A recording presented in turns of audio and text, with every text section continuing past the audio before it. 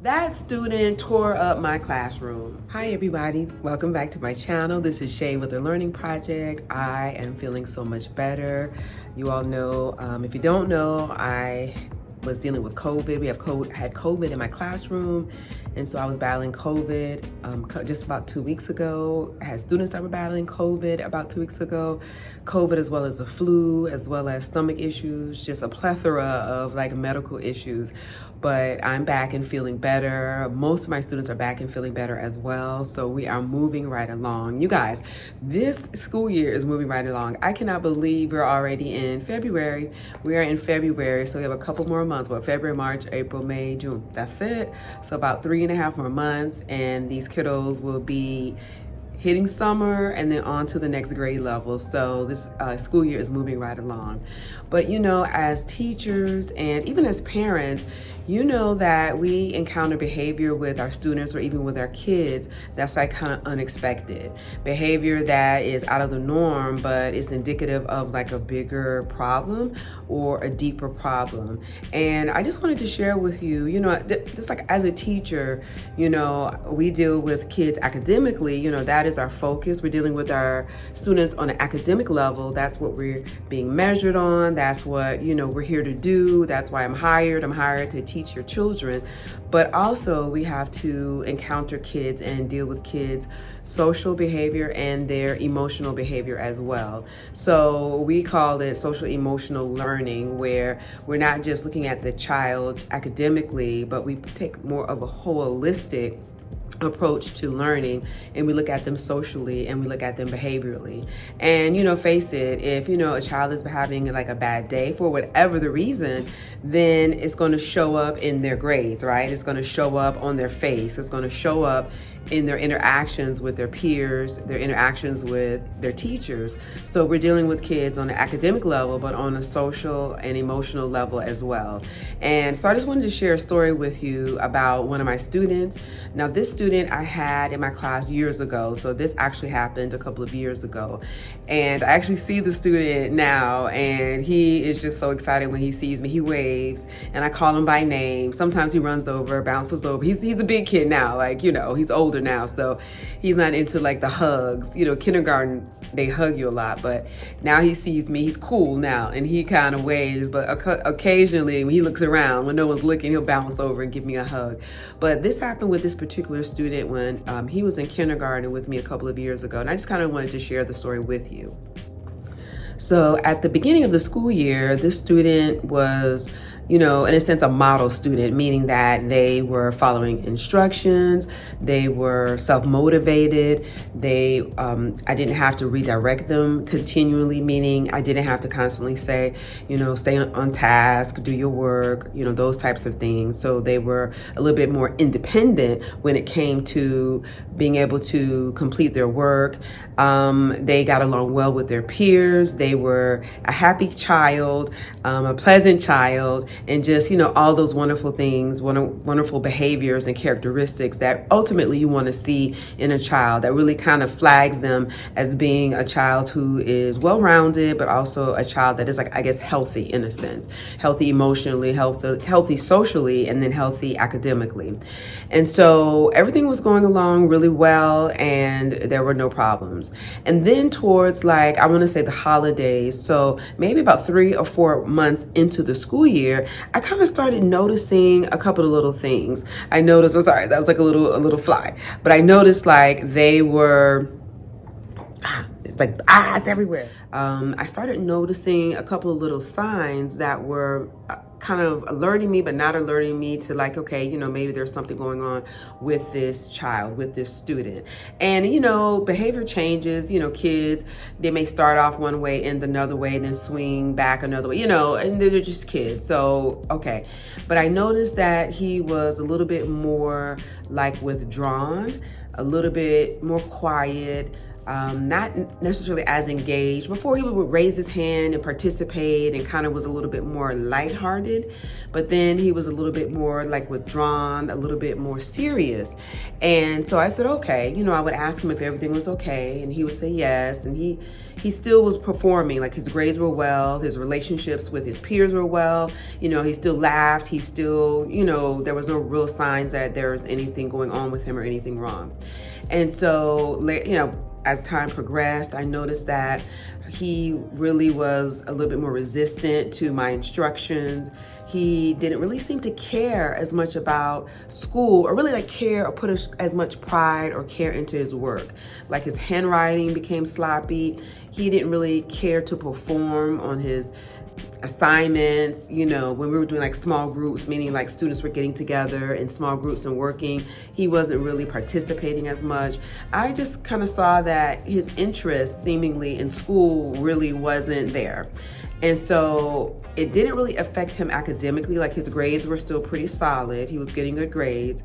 It didn't really negatively impact him socially. He was still hanging out with his friends during recess. He still was laughing, and those types of things. So then we fast forward maybe after the holidays, I really saw a marked difference in him. It's after he came back from winter break, he seemed like a totally different child. It was almost like he was defeated. I mean, if you can think about his countenance, he was kind of, his shoulders were kind of slumped over. So just visually, he didn't seem like the same, child. He was still well put together. He still, was neat and tidy. His desk was still neat and tidy, but it was almost like he had the wind knocked out of him, if that makes sense. It was almost like he just was unhappy and a little bit frustrated. And kids that are 5, 6, 7, 8, even some adults don't really know how to express, or don't really know exactly how they feel, more or less how to express what they're feeling. So, they express it and show it in certain ways, but they may not be able to verbalize, this is what I'm feeling, this is how I'm feeling, and this is why I'm feeling it. So, as teachers, even as parents, you're watching and you're looking at your student or at your child to see the indicators that will show you or alert you to the fact that there's something off or something wrong. And so when we came back from winter break, the first couple of days back, I would talk with him. Is everything okay? How are you doing? How was your winter break? Most of the other students wanted to raise their hand and share, oh, this is what I did for winter break. This is what happened and that's what happened.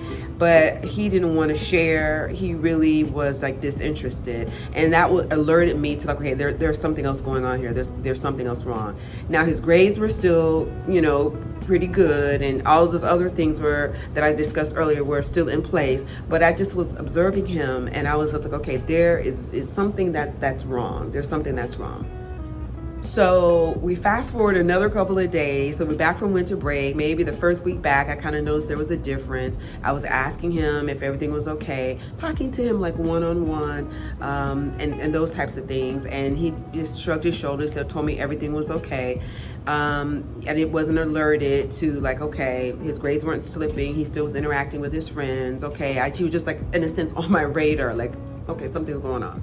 So the next week after winter break, that student tore up my classroom. He came in the morning and he was just so deflated, and his head was on his desk, and I went over to him to see if everything was okay. He didn't want to do any work, and we're in school to work, obviously, but I said, let me not push it with him, because he's having a bad day and he's been having some rough times. So I didn't push it with him. I told him, absolutely, just put your head on your desk and you just rest. And it was all of a sudden he reared up and he just started screaming, and I just saw he was wild, if that makes sense, in his eyes. And he just started screaming and started just ripping stuff, pulling book bags out of the cubbies, kind of overturned his desk. He ripped something off the wall, And it shocked me. It shocked me. I mean, he had never displayed that type of behavior, that type of aggression. And I was like, oh my gosh. So I had to get my administration involved. You know, at first I tried to diffuse it, and I was like, so what is going on? You need to calm down, you know, da da da da. I made sure the other kids were safe. And it was almost like he was in a rage and like he wasn't going to stop. And I had to get my administration involved, and they had to come in the room, and they were like, what? And I said, it's just, you know, we don't know what's going on. So they intervened, and they were able to do what they do in order to get the situation under control.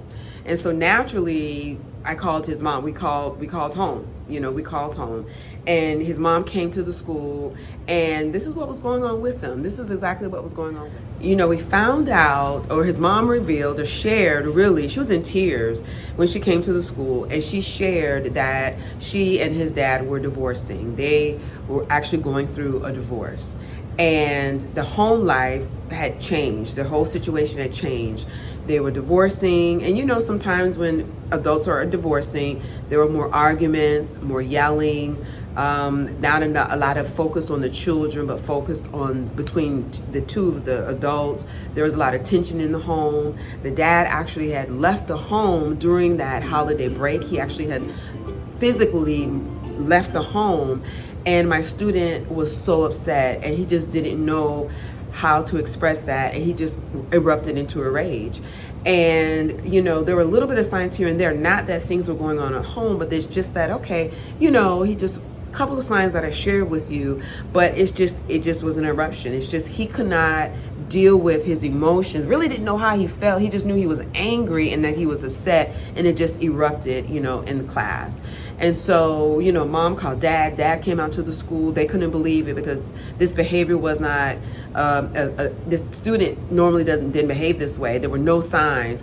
And so they came out to the school, and we had to get the counselor involved. I mean, we had to kind of pull our resources together, and we had to pull the different individuals in together to come up with a plan, you know, for him. And, you know, that plan ended up being that, you know, mom and dad decided, and this is just kind of in a nutshell, mom and dad decided that they were going to have him talk with someone about how he was feeling. They actually said that they were going to not argue, make sure that they weren't arguing and fussing in front of him.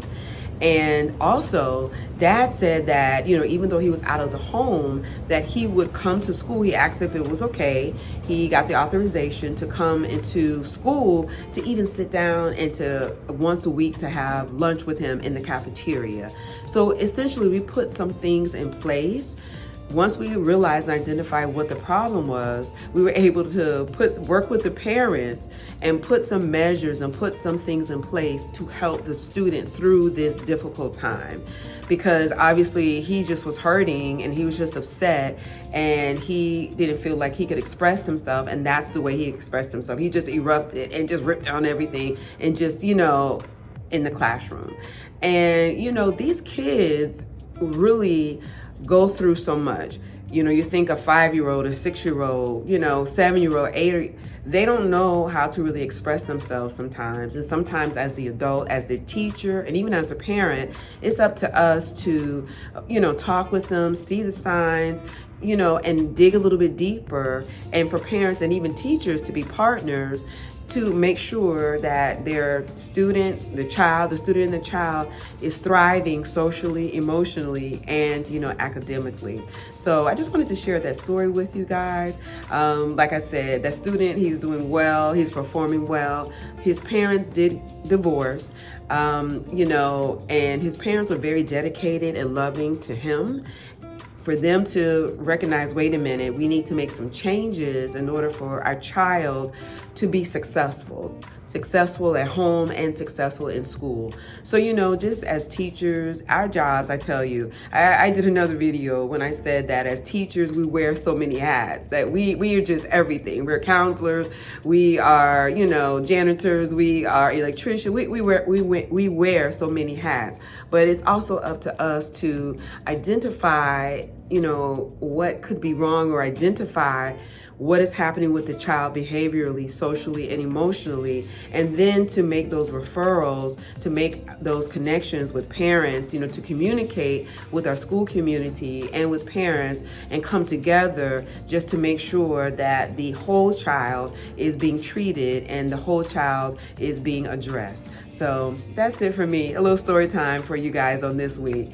All right, you guys, it's Thursday. Tomorrow is Friday, and my kiddos are doing so well. Just to give you a recap, my students on my last video, I talked about how some of my students were struggling with some of their sight words because I was out because of COVID and then came back and then was trying to catch them up and just all of those things. So tomorrow is the sight word test. So I'll see how they're doing, but I have been drilling them. Their parents have gotten back with me and been like, we have been on it. So I'll maybe in another video, I'll let you know how they do on that test. And let me show you the sight words. The sight words, I have to look on my board over there. The sight words these are some hard sight words. Want, these are rule breakers.